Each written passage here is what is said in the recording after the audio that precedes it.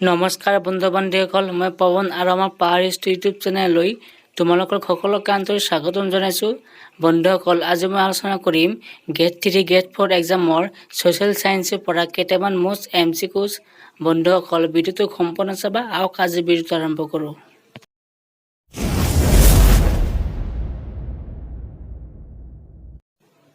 Question 1, যুক্তৰাষ্ট্ৰ শব্দটো সংবিধানত উল্লেখ নাই।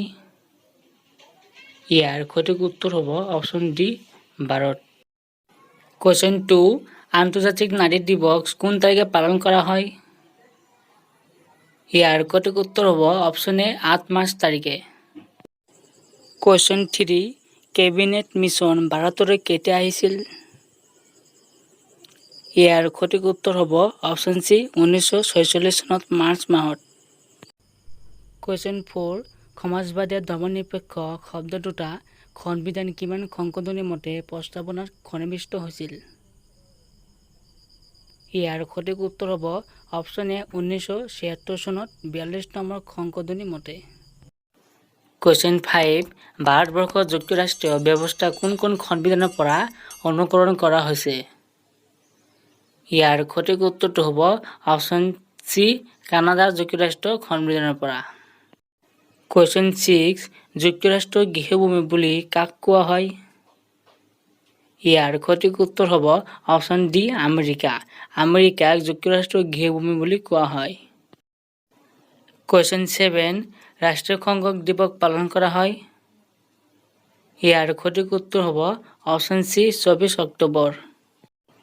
কুৱেশ্যন 8, ৰাষ্ট্ৰসংঘৰ বৃহত্তম অংগটো কি? ইয়াৰ সঠিক উত্তৰ হ'ব অপশ্যন এ, সাধাৰণ সভা। সাধাৰণ সভা ৰাষ্ট্ৰসংঘৰ বৃহত্তম অংগ। কুৱেশ্যন 9, দ্বিতীয় ঘূৰণীয়া মেজমেল কোন চনত অনুষ্ঠিত হৈছিল? ইয়াৰ সঠিক উত্তৰ হ'ব অপশ্যন ডি, 1931 চনত। কুৱেশ্যন 10, কোন চনত গান্ধীজী দক্ষিণ আফ্ৰিকাৰ পৰা ভাৰতলৈ ঘূৰি আহিছিল?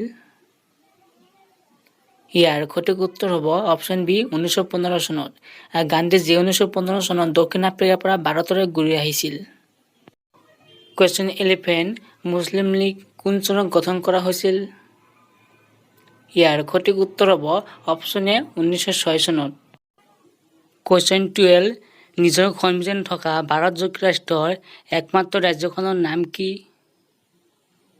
ইয়াৰ সঠিক উত্তৰ হ'ব অপশ্যন বি, জম্মু কাশ্মীৰ।